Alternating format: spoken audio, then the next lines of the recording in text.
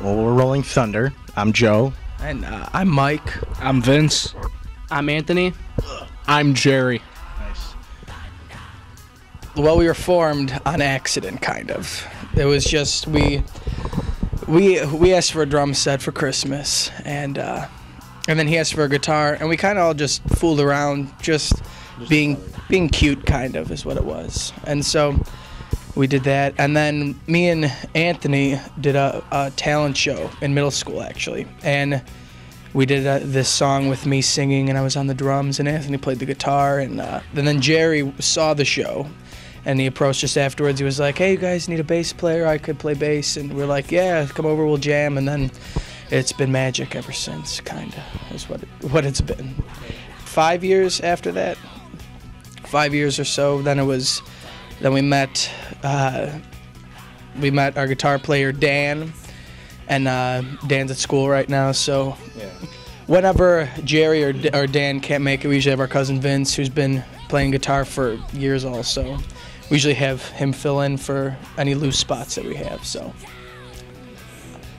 Really, us being where we're at now, it's all just kind of, it just happened. It just kind of happened. We kind of just, like, when we formed everything with Jerry and with Dan, like, we just kind of, we would like grab a battle of the bands here, or maybe do something here, and like we thought we were good enough to at least try that, and finally people agreed with us, and opportunities just came from each show that we did. This year Skokie were the ones that helped us out. We won the local at Skokie, and we went into the regionals at Forest Park, and we had no expectations of winning. The competition was extremely difficult. Like, the talent was unbelievable, and when we won that, like, we couldn't believe what had happened. And then they said, "Okay, you're going to state down in Springfield," and like getting the whole hotel room and everything down in Springfield, like, it felt straight up like being a rock star. It was awesome. I think it's a pretty good accomplishment for something that, I mean, just kind of happened, you know. Like you said, like, it's been one thing after another. We win like a battle of the bands. We get a gig like this. Who knows? Someone's outside who wants to talk to us about another show for next summer or something. We don't know. It's just been a snowball of awesomeness, if you will. Yeah. For lack of a better term. Yeah, exactly. We all like different genres of music. I'm typically heavy metal, hard rock based. My brother Anthony, he's more 80s, like hair metal, like the glam rock. Mike's more like extremely classic, like we're talking Beatles, Rolling Stones. I mean, yeah. I think that being our strongest point is also our weakest point, because we'll be like, we'll come up with an idea of a song, and then when we bring it to the table, it's an entirely different song by the time it goes to the stage, and we're just like, sometimes it's like so frustrating, because like he'll think one thing and be like, "This is how the song needs to be." Well, I just wanted to add that since I'm the only non-brother founding member, like, one of the biggest problems, like, is you get into arguments about the music that carry on into who left their dirty clothes on my bed today, and, you know, why didn't you come home for dinner? I had to wait, and it just gets out of hand. That's probably just like coinciding with like the family aspect of things, kind of gets stuff sometimes, but it's also fun too, because most bands, if you got in as big of fights as we had, wouldn't get back the next day and be able to completely sort it out. But we get along good enough, and they're brothers, so they've obviously, they're close enough that they can always put it aside and like get back going the next day or like the next hour or whatever. Personally, I think video games have destroyed our youth. I wish our youth would pick up a guitar or pick up a set of drums. And I mean, I love when my friends are like, "Oh, I can never do what you do." And at that point, I'm like, "All right, guess what you're gonna do today? You're gonna learn how to play drums."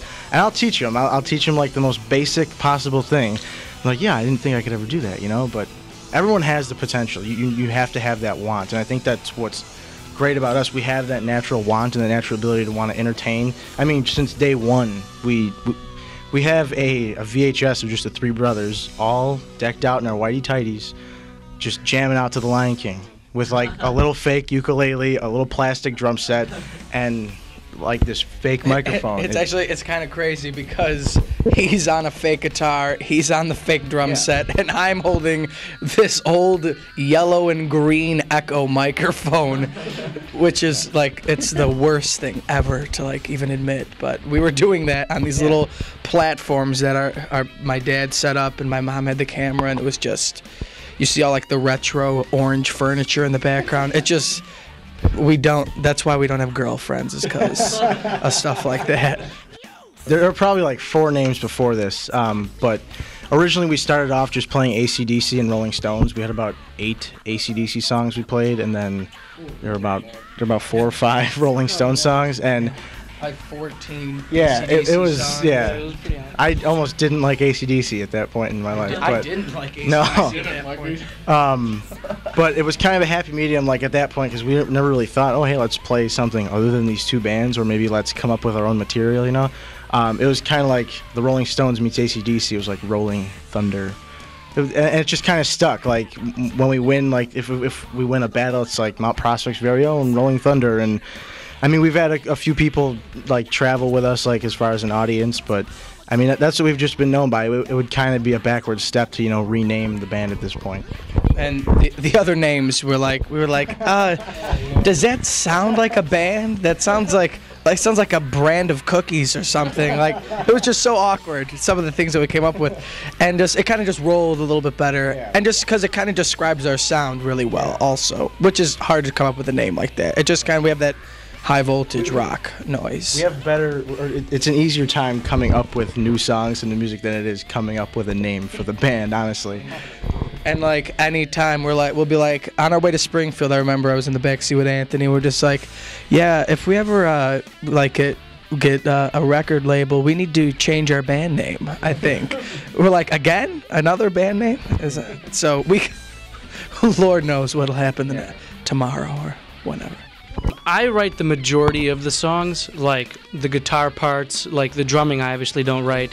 The lyrics I don't usually write. Like Mike's in charge of lyrics, Joe's in charge of the drums, but as far as like guitar parts, guitar solos, stuff like that, that's usually all me. And depending on what mood I'm in is when I could usually write. Like if I'm angry, I'll write something pretty powerful. Like if I'm sad, I'll write like a ballad. But usually when I bring a riff to the table, it's if they like it, we mess around with it. Mike comes down the stairs, Joe and I are jamming, throw some words to it, sounds halfway decent, and we just work on it. It pretty much picks itself up from there. So you gotta just find the right people, have the right chemistry, which sometimes doesn't happen, and if it doesn't, you make it happen. And you just gotta go through all the mud that for the first couple of years of just kind of getting yourself out there and just kind of letting that chemistry stick and everybody like getting along together. And because that's what the problem is, because everybody in middle school, like after the movie School of Rock came out, everyone's like, hey, let's come up with a band, and everybody had a band for like a week, and then we were like, we don't want to do that anymore, but we kind of stuck through it. Even as we left, we still weren't completely done practicing, but you just got to kind of grin and bear it, because at the end of the day, I mean, we pulled off. I think we pulled off a great show. This is the last show of the summer. I think we went out with a bang.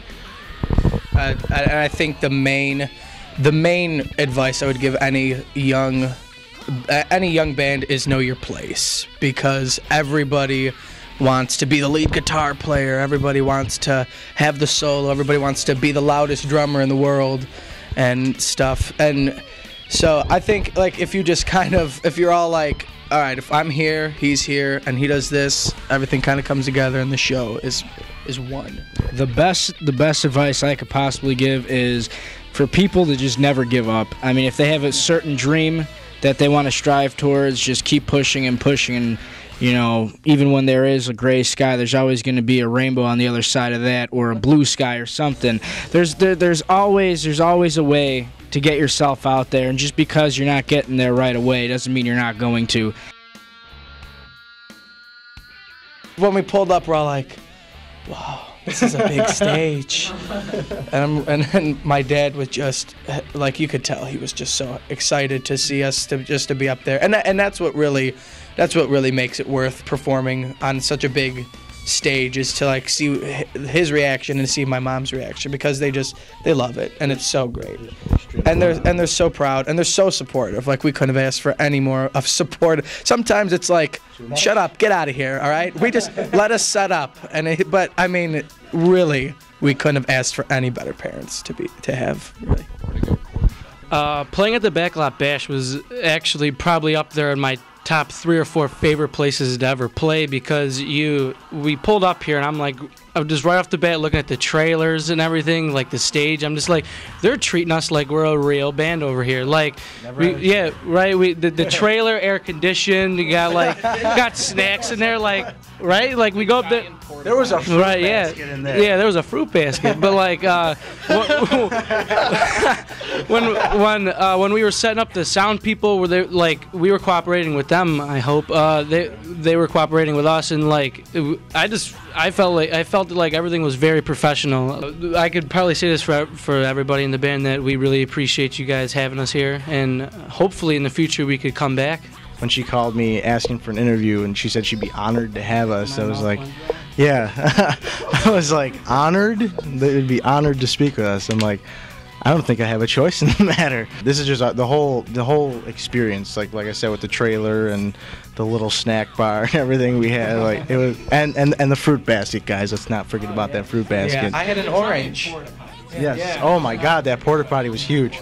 That was like the size of a Ford Focus. Yeah. It was a great experience. Yeah. Like, it gave us that rock star feel. It gave us a little taste of what could possibly happen one day. Like Mike said, I mean, 7 years ago, if you said, oh, you're going to be playing on Skokie Backlot main stage, you're going to be at State Congress Theater, the State Fair in Springfield, like, we would have told you were nuts. Like, we didn't think anything would come of it. It was all fun and games at first.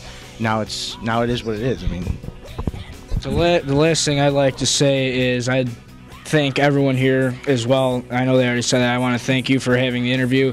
I want to thank my cousins and Jerry for asking me to play. I know they didn't really have to, but they did. And seeing them grow over the course of 7 years is outstanding. How much talent that they've grown to have, and how they sound live, and how they even sound practicing. They're a bunch of talent. They're a bunch of talented teenagers and going on 21 and going to college. So I mean, they're just full of talent, and they're full of energy, and they're full of joy to work with. Even when they argue, it's still kind of funny. So it brings me joy to see it. So I mean, likewise, we all got to thank Vince, because anytime it was a battle, if it was just a show, he's always, and we called him a day ago, like 2 days, maybe 2 days ago, like, Vince, yeah, that's right, you're gonna, we're ready to go again. He's like, oh, how long this time? We're like, an hour. He's like, you could have given me a call last week. So we definitely thank him. We had Dan on the computer. Yeah, we did a video chat rehearsal today, so the guitar player could teach him some of the songs. We're like, let's just do the show like this. Just put them up on the screen in the back or something. So I definitely wanted to thank Vince and my mom and my dad. My dad mostly, because if there's somebody who's always gonna kick us in the butt, it's definitely that man. I don't think I know a more passionate man about his kids or about a band in general. It's great. And I thank everybody just for being tens of fans. yeah, just the people who come and just enjoy it, because people are afraid to get up and have a good time. So you just got to show them how. And I love it. Thank you so much, guys. We really appreciate it.